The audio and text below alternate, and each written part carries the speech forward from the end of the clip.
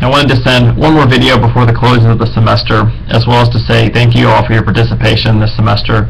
I really enjoyed reading your discussion board posts, and I encourage you to stay in touch with each other, as well as myself, and let me know how you're doing in your careers. I certainly hope that this class has been beneficial for you in your careers as a manager or as you hope to become one.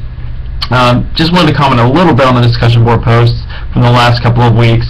In discussion board 5, I had asked you to pick a particular item and compare its increase in prices to the GDP deflator, as well as the CPI and the PPI index. And some of you did a great job. One of the more popular items was movie tickets. There's been quite an increase in movie tickets over the last few years. A couple of you had looked at tuition, as well as I think Chipotle and Starbucks coffee was some popular items. I wanted you to investigate the change in prices, not only of your product, but then look at general inflation as measured by CPI. And one of the things I wanted you to take away was that while the overall prices have been increasing over the last few years for some products, there's a pretty wide variance in the price increase among the different products. But even though prices have increased, say as measured by the PPI, does not necessarily mean that the price of your product has to increase accordingly.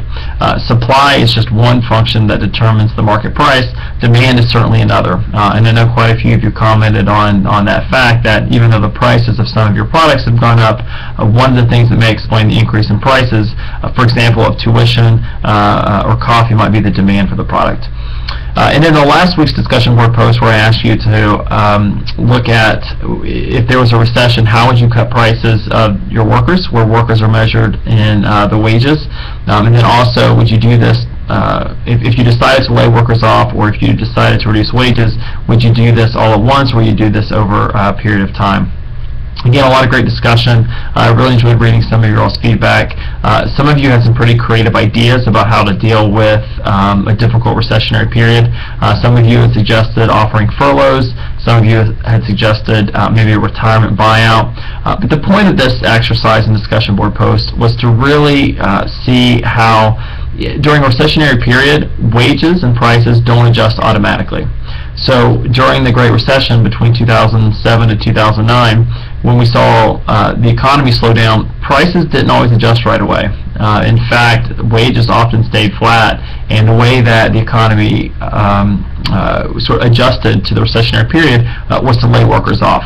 And so there's this tension or dynamic between whether or not you should cut wages all at once, whether you should do it over a period of time, should you lay people off, and those are difficult decisions that hopefully you won't have to face as a manager, but certainly something I want you to sort of wrestle with now.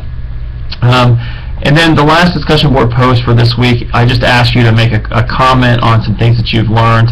I want this to be a useful course. I made some changes based on people's feedback. For example, the addition of the case study this semester was new. I wrote that for an extra credit assignment. So please provide some feedback both on the discussion board as well as the online course evaluations. I do read them. I do make changes. I want this to be a good course. So please take a few minutes to comment on that.